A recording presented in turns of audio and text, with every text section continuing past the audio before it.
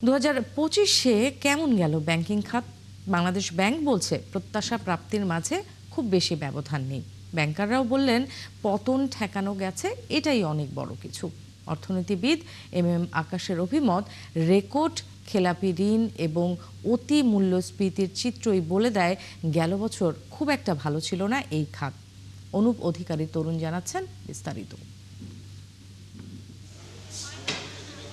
পাহাড় সম খেলাপি ঋণ ছাড়িয়েছে ৬ লাখ কোটি টাকা। পুনরুদ্ধারে আছে বিশাল চ্যালেঞ্জ।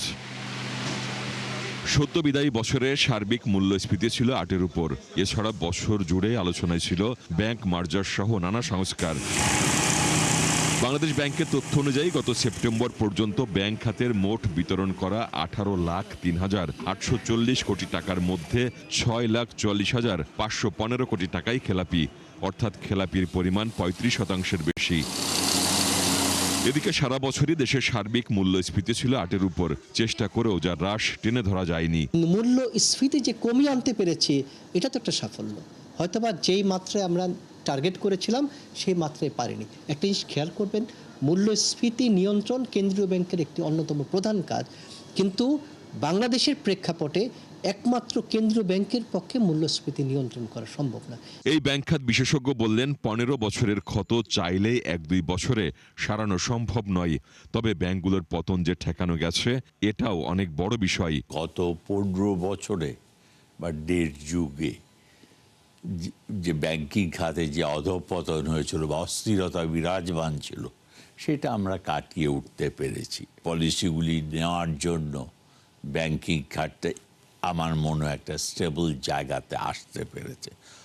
অধঃপতনটা বন্ধ হয়েছে, যেটা বলতে চাচ্ছি। আসলে উন্নতি করতে আরও টাইম লাগবে, যেটা ১৫ বছরের অধঃপতন সেটা আর ১ বছর ১.৫ বছরে সম্ভব না। ইট টেকস টাইম।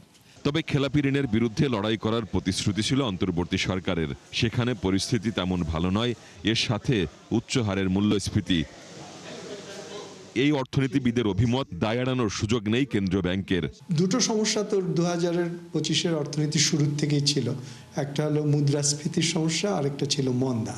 ২৪ সালের জুলাইয়ের আগে আমরা যেখানে ছিলাম সেইখানে আমরা এখনো পৌঁছাইনি, কিন্তু সেখান থেকে মাঝখানে ধাক্কা খেয়ে কিছু এলোমেলো অবস্থা এবং নিচে পড়েছিলাম। সেখান থেকে একটু উঠে একটা জায়গায় গিয়ে থমকে দাঁড়িয়ে আছি। আশা করা হচ্ছে যে যদি আমরা রাজনৈতিক স্থিতিশীলতা পাই, তাহলে আমরা হয়তো জুলাই অতিক্রম করেও আরও সামনে যেতে পারব। দীর্ঘদিন প্রতীক্ষার পর এবছরের শুরুর দিন থেকে সম্মিলিত ইসলামী ব্যাংক থেকে টাকা তুলতে পেরেছেন গ্রাহকেরা। ইসলামী ৫টি ব্যাংককে একীভূত করে গঠন করা হয় এই ব্যাংক। ২ লাখ টাকা পেয়েছি, আর পরবর্তীতে ৩ মাস পর পর যে টাকাটা দিবে ওইভাবেই আসতে হবে ১ লাখ টাকা করে, তাহলে আর কি সবার জন্য ভালো হবে। অনুপ অধিকারী তরুণ, ৭১, ঢাকা।